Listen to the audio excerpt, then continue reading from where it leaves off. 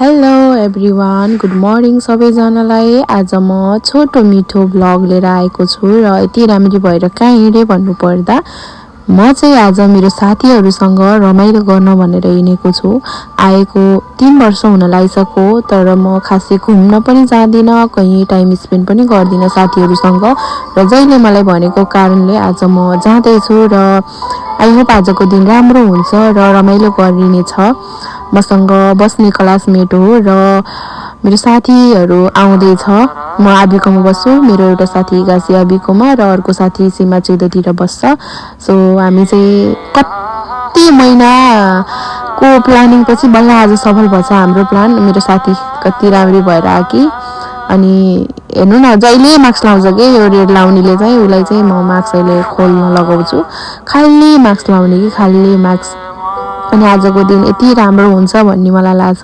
मौसम पनि घाम लागेको छ, राम्रो छ र फोटाहरू पनि राम्रो आउला भन्ने कुरो।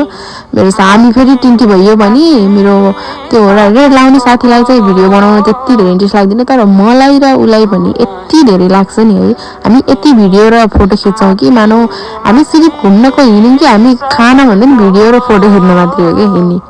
अनि हेर्नु न, हामी टिन्टी, उसले अझै मुख छोपिराख, कति राम्री छ तर फेसै नदेखाउने के। अनि हामी चाहिँ सेनमोन, मैले र ऊ लामो कपाल भएकीले चाहिँ निहुङ्गाको सँगै पढेको र रेड कलर लाउने चाहिँ सेनमोनमा भेट भएको हामी। तर एकदम राम्रो मिल्ने साथी हो। र हामी चाहिँ कहाँ जान लागेको भन्दा हिगासी, कहाँ जान लागेको भन्दा आबिकोमा रहेको एउटा उमी जस्तो छ सानो, हेर्नु न कस्तो राम्रो। उमी भन्ने उमी होइन, ताल जस्तो। र यति राम्रो छ यो ठाउँ कि मानौ तपाईँलाई एक्लै हुँदा यहाँ आएर बस्दा नि शान्त महसुस हुन्छ। र मेरो साथीलाई हेर्नु न, लिपस्टिक लाउनु लाग्यो।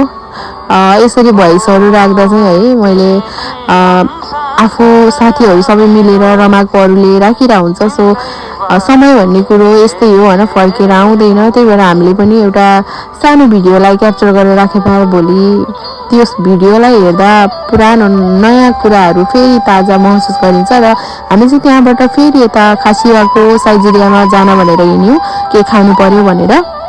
सो हामी जाँदैछौँ र राम्रो रहेछ। अनि हामीले अर्डर गऱ्यौँ पास्ताहरू, पिज्जाहरू, अनि जुसहरू लिएर आयौँ, अनि चिकन। अनि मेरो साथी चाहिँ उसले चाहिँ हेर्नु न, टिन्टीले खाँदैछौँ। अनि मलाई हेर्नु न, म त खाली के खाना भन्दा नि फोटो खिच्न।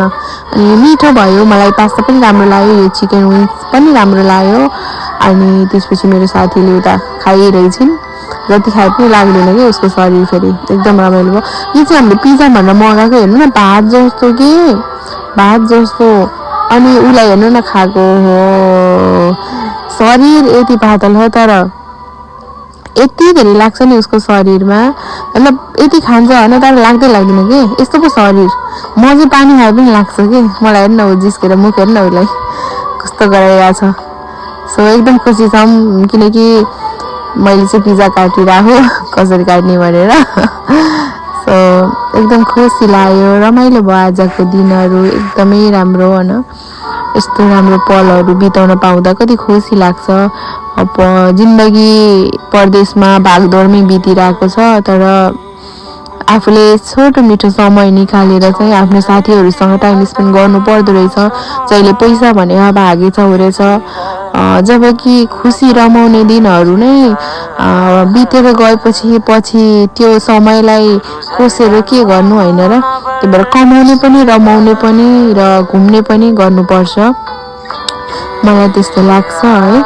सो उसले चिज निकालेको यसरी मेरो आएन, अर्को साथीले उ गरिरह अनि खाइरहेछ। अनि त्यही हो, आजको दिनहरू पनि यस्तै भयो, रमाइलो भयो। सबैले हेरेर साथ दिनु होला हाम्रो ब्लग है।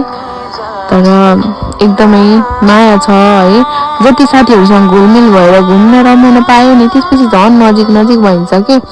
सो अब हामी जान लाग्यौँ है, हामीले खाएर धेरै खायौँ, धेरै इन्जोय गऱ्यौँ। अनि उसलाई खासियाबाट बाई बाई टाटा गऱ्यो। फेरि अर्को साथीलाई पनि सँगै लिएर जाँदैछु। म चाहिँ आबिकोमा बस्छु नि त, ऊ चाहिँ हिगासी आबिको जानुपर्छ, ट्रेन पनि आयो। र हामी उसलाई चाहिँ छोड्न लाग्यो मैले, ऊ अब जान्छ। अब बाई बाई गरेर टाटा गरिदिएँ।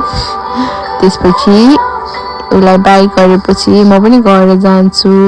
अब चाहिँ म घर आएँ र एकदम खुसी लाग्यो।